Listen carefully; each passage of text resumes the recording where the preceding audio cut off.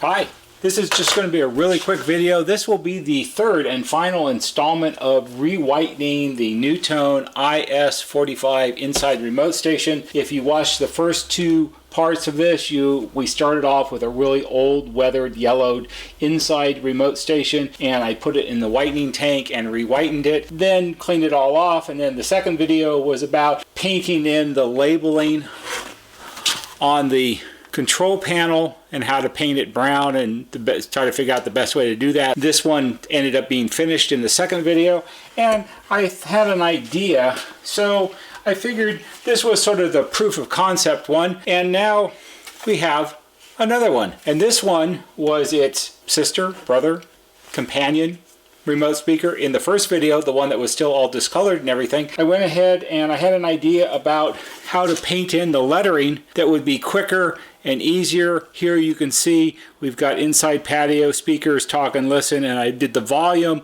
and I left this part over here undone where it says door speakers and talk and listen underneath, so you can see what happens after the re-whitening and the faux wood grain panel has gone away, and now we have an all ivory speaker. What I discovered works really well on this sample speaker that I did was on these words that are now brown, I simply painted them in with my Tamiya acrylic paint before the re-whitening, because the acrylic paint holds up well during the re-whitening, and then put it in the tank, did the re-whitening, cleaned it all off, scrubbed off the remaining bits of the faux burled walnut, and what we were left with are nicely painted in words. You don't have to worry about getting paint on the surface of the plastic. There's no smearing or anything like that. It's just a really quick, easy way to do it, and I thought I'd show it. So that's it. Really quick.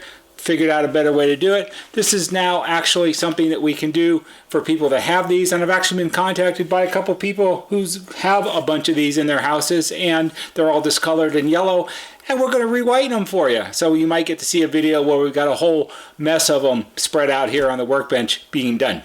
That's it. I hope you found this interesting and perhaps helpful. If you did, please give it a thumbs up on YouTube, because that always helps. There'll be a banner right here that shows you how to subscribe. Go to our YouTube homepage, click on the bell, and when you click on the bell, make sure you click on it so it says receive all notifications, and then every time we post a new video, you'll get a notification and you can watch it. That's all for today. See you on the next video.